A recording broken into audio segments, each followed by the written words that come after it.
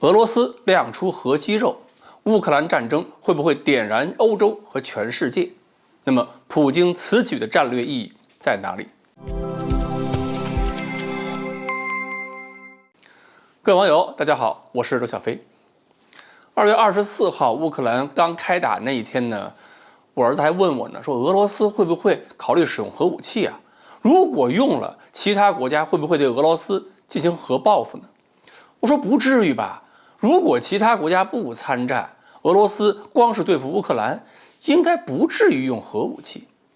结果呢，27日，普京就命令俄罗斯核力量进入特殊战备状态。28日，俄罗斯国防部长绍伊古向普京报告，俄罗斯的战略导弹部队、北方舰队、太平洋舰队，还有战略航空兵的值班人员都已经加强，并且进入了战备状态。这个说明啊，俄罗斯已经在这场豪赌中用上了最后的筹码，赌命。这会儿亮出核武器，说明这场冲突对俄罗斯产生的影响可能已经触及了俄罗斯的核门槛。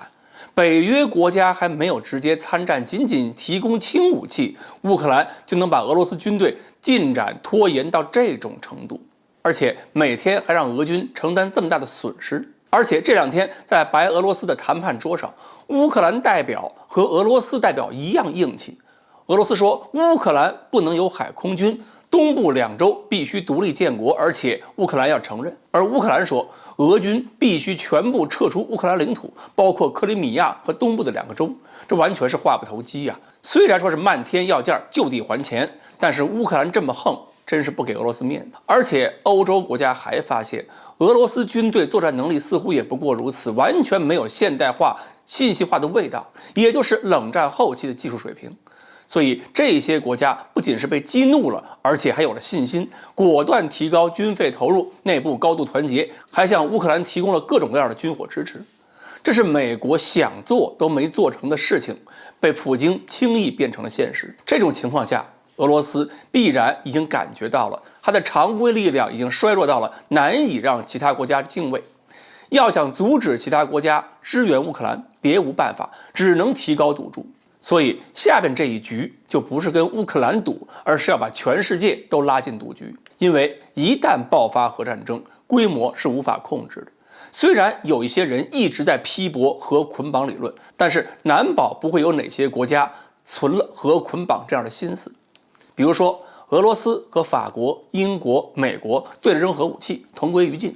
难道他们同归于尽的时候，会眼看着中国置身事外，战后成为全球老大吗？所以这里边每个国家都有可能把核弹头的一部分砸向中国，谁都别想独善其身。这种核捆绑理论听着吓人吗？那么俄罗斯的核战略是不是真的要拼命？我觉得倒也不见得是这样，而是俄罗斯要用这个吓人的结果作为一个讨价还价的筹码，等着美国和北约拿出同样的姿态，双方一起挥舞核武器，张牙舞爪，然后才能一块坐下来，表示为了人类文明的存续，大家呢应该保持理性，各退一步。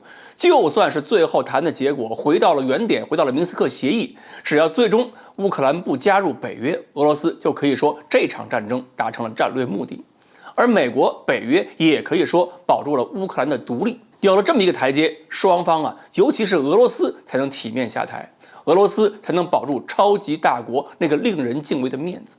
否则，一旦沦为2流强国的话，就是急剧的走向下坡路，很难翻身。这种利用核武器互相讹诈的手法，都是冷战时期大家都很熟悉的博弈套路。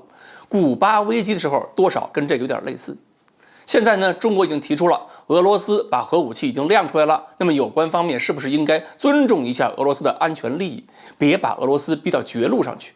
这就是帮俄罗斯挣个面子，也是给各方提供一个下楼的台阶。当然，这个台阶人家不见得用，反正我们表过态就行。毕竟啊，从维持国际政治格局平衡角度来看，俄罗斯如果真的垮掉了，对我们是不利的。但是我们也要明白，动不动拿全人类生存当赌注的话，这种事儿谁干都不行。好，关于俄罗斯核力量进入战备状态，是不是真的意味着要打一场核战争？今天呢，我们猜到这里，欢迎大家继续关注我们的栏目，我们下期再谈。